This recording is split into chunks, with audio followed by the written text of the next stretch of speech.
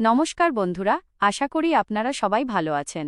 আপনাদের যদি এখনও নিজের একটি পাকা বাড়ি না থাকে এবং প্রধানমন্ত্রী আবাস যোজনা গ্রামীণের আওতায় সরকারি সহায়তায় বাড়ি তৈরি করতে চান, তাহলে আজকের ভিডিওটি অবশ্যই শেষ পর্যন্ত দেখবেন।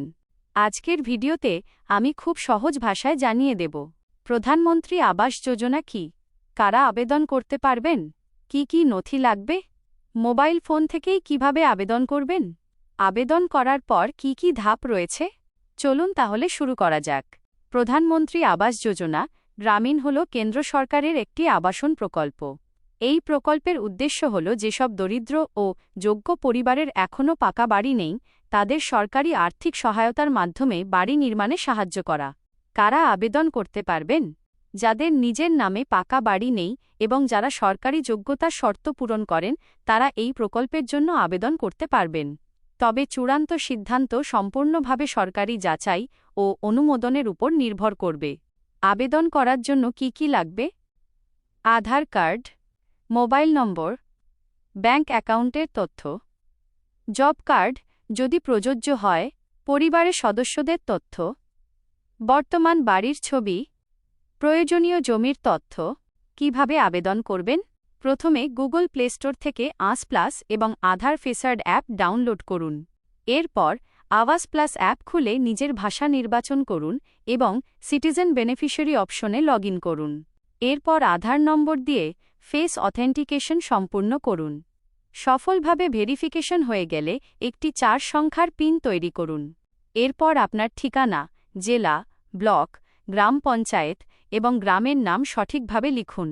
তারপর সেলফ সার্ভে অপশানে গিয়ে পরিবারের প্রধানের নাম, বয়স, মোবাইল নম্বর, পেশা, বার্ষিক আয়সহ সমস্ত তথ্য সঠিকভাবে পূরণ করুন। এরপর পরিবারের অন্যান্য সদস্যদের তথ্য যোগ করুন।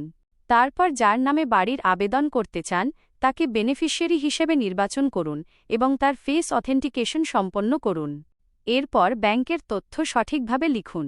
এরপর হাউজিং সার্ভে অংশে বর্তমান বাড়ির অবস্থা, ঘরের সংখ্যা, আয়ের উৎস, জমির তথ্য এবং অন্যান্য প্রশ্নের সঠিক উত্তর দিন।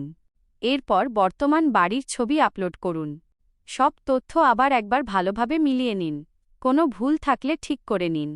সবশেষে আপলোড সার্ভে অপশনে ক্লিক করে আবেদন জমা দিন। আবেদন জমা দেওয়ার পর কি হবে? অনেকেই মনে করেন আবেদন জমা দিলেই সঙ্গে সঙ্গে টাকা চলে আসে, কিন্তু বাস্তবে তা নয়। আপনার আবেদন প্রথমে সংশ্লিষ্ট সরকারি দপ্তরে যাবে। এরপর সরকারি আধিকারিকরা আপনার দেওয়া তথ্য যাচাই করবেন। প্রয়োজন হলে বাড়িতে গিয়েও যাচাই করতে পারেন। সবকিছু ঠিক থাকলে এবং আপনি যোগ্য হলে সরকারি নিয়ম অনুযায়ী সুবিধাভোগীদের তালিকায় আপনার নাম অন্তর্ভুক্ত করা হতে পারে। এরপর নির্ধারিত নিয়ম অনুযায়ী কিস্তিতে অর্থ সরাসরি আপনার ব্যাংক অ্যাকাউন্টে পাঠানো হবে। গুরুত্বপূর্ণ সতর্কতা: কখনো কোনো দালাল বা মধ্যস্থতাকারীকে টাকা দেবেন না। আবেদন করার সময় ভুল তথ্য দেবেন না, কারণ ভুল তথ্য ধরা পড়লে আবেদন বাতিল হতে পারে। শুধুমাত্র সরকারি নিয়ম অনুযায়ী যোগ্য ব্যক্তিরাই এই প্রকল্পের সুবিধা পাবেন। এই ছিল প্রধানমন্ত্রী আবাস যোজনা গ্রামীণ এর আবেদন করার সম্পূর্ণ প্রক্রিয়া।